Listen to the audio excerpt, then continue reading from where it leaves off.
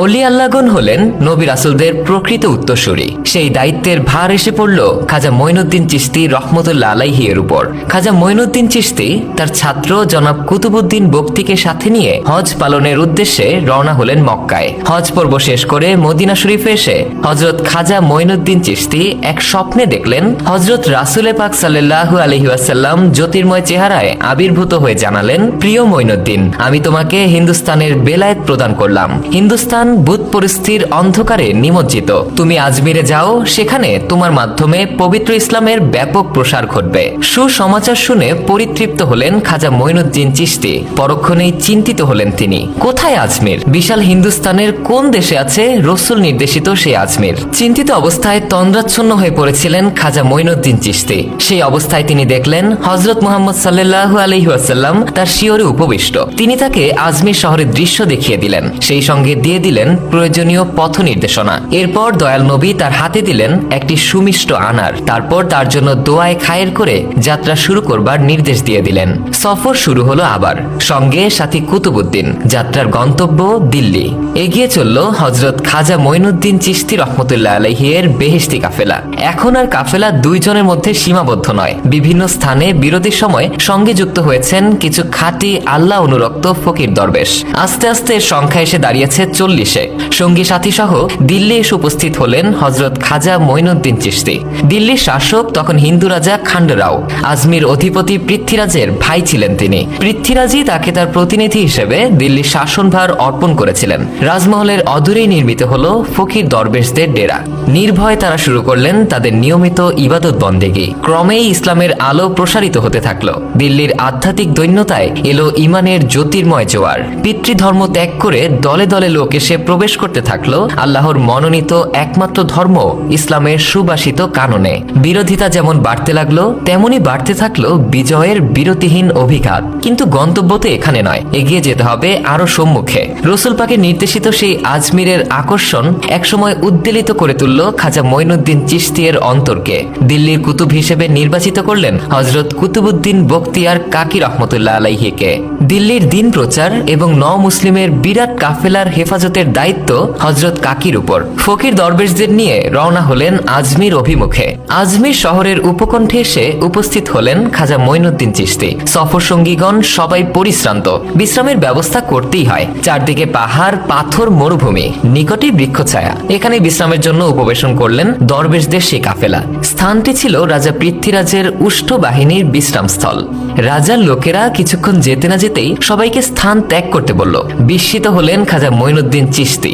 উটের দল তো এসে পৌঁছবে সেই সন্ধ্যাবেলায়, অথচ লোকগুলো তাদেরকে এখনই তাড়িয়ে দিতে চায়। তিনি বললেন, ঠিক আছে, আমরা চললাম, তোমাদের উটি এখানে বসে বসে বিশ্রাম করুক। পরিশ্রান্ত কাফেলা আবারও এগিয়ে চলল সামনের দিকে। অদূরেই আনা সাগর। সাগর তো নয়, একটা বিশাল হ্রদ, লোকে বলে আনা সাগর। আনা সাগরের পার ঘেঁষে অজস্র মন্দির। খাজা মঈনুদ্দিন চিশতি এই হ্রদেরই এক ছোট টিলার উপর বসবাসের স্থান নির্বাচন করলেন।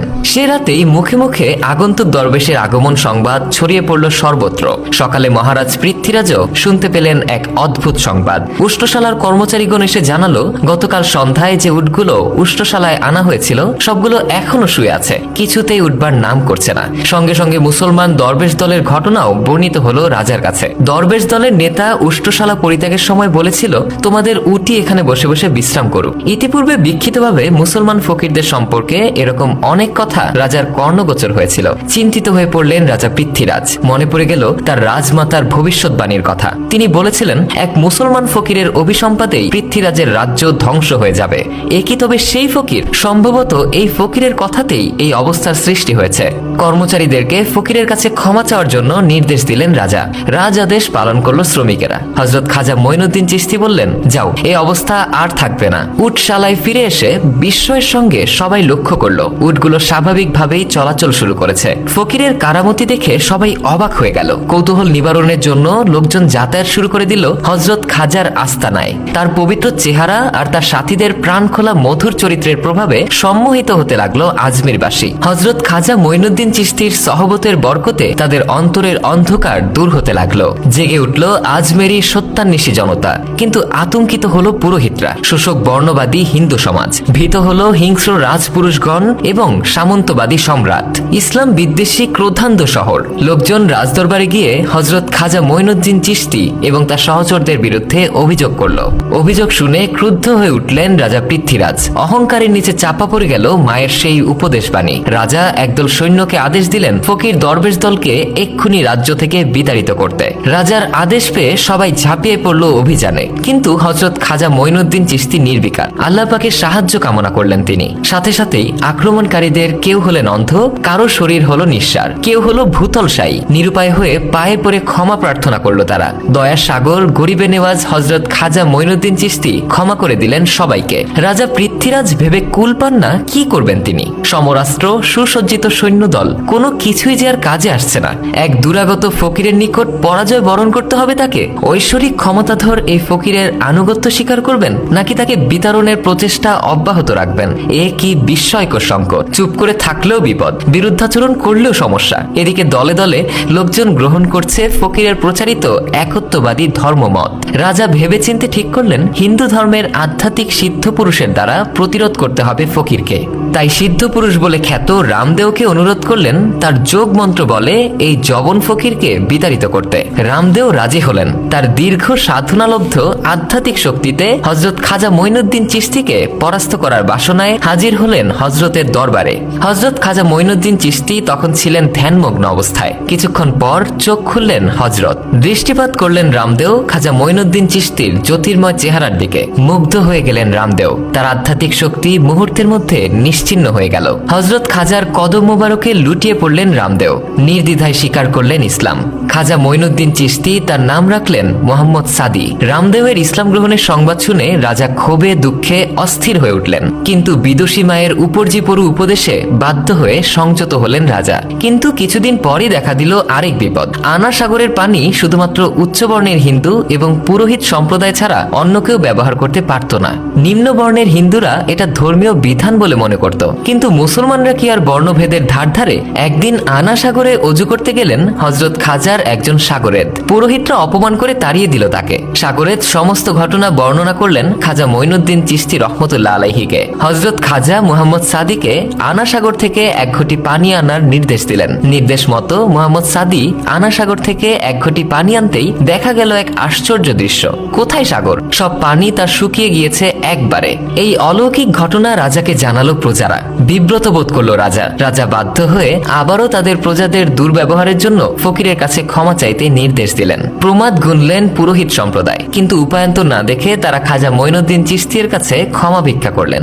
মানুষের দুর্দশা দেখে ও পুরোহিতদের ক্ষমার প্রেক্ষিতে মুহাম্মদ সাদিকে পুনরায় ঘটিতে ভরা পানি আনা সাগরে ঢেলে দিতে নির্দেশ দিলেন। নির্দেশ পালিত হলো। ঘটির পানি ঢেলে দেওয়ার সাথে সাথেই ভরে গেল বিশাল হ্রদ আনা সাগর।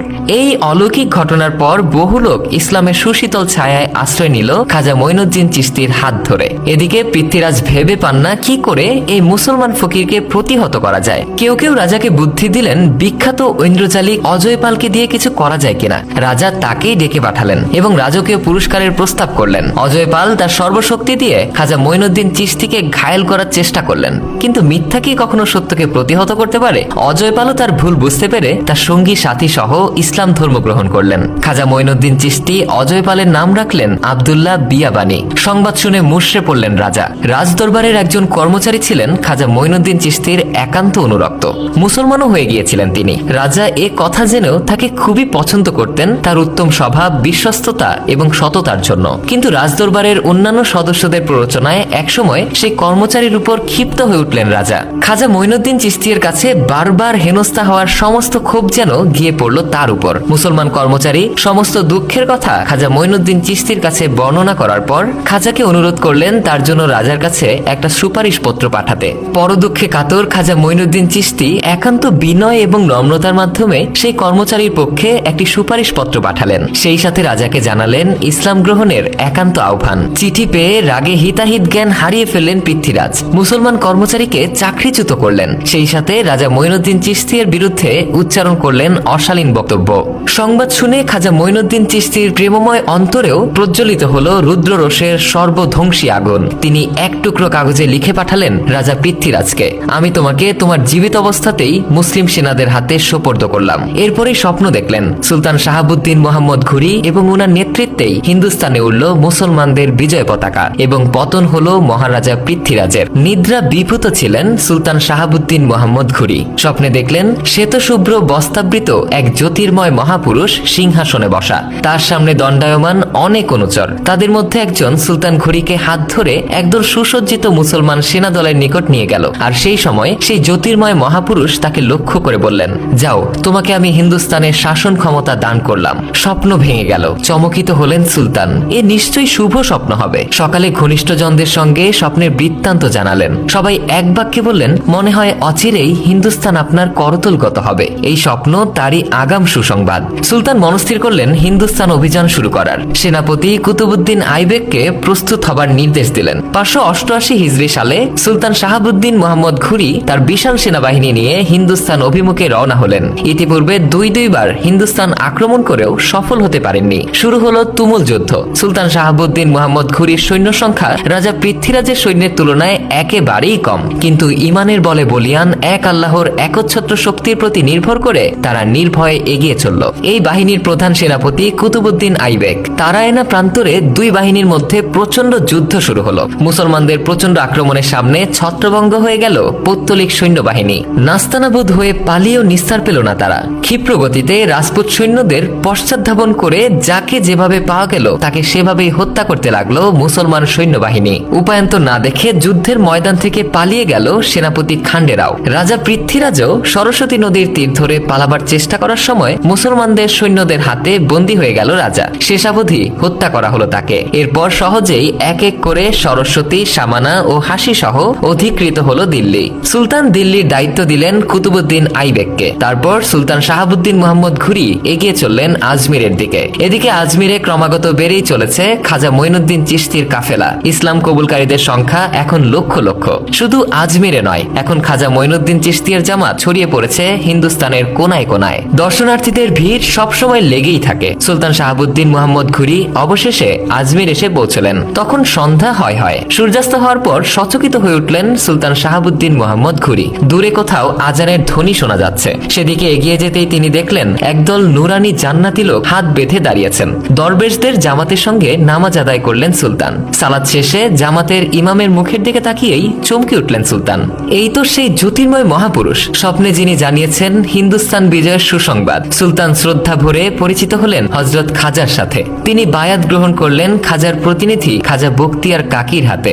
এরপর রাজনৈতিক ও রুহানি শক্তির সম্মিলিত প্রচেষ্টায় পৌত্তলিকতা উচ্ছেদের অভিযান চলতে থাকলো সমান্তরাল গতিতে। কুতুবুদ্দিন আইবেক ক্রমেই প্রসারিত করলেন মুসলিম রাজ্যের সীমানা। কনৌজ, বানারস সহ আরো বহু স্থানে উড়িয়ে দিলেন মুসলমানদের বিজয় পতাকা।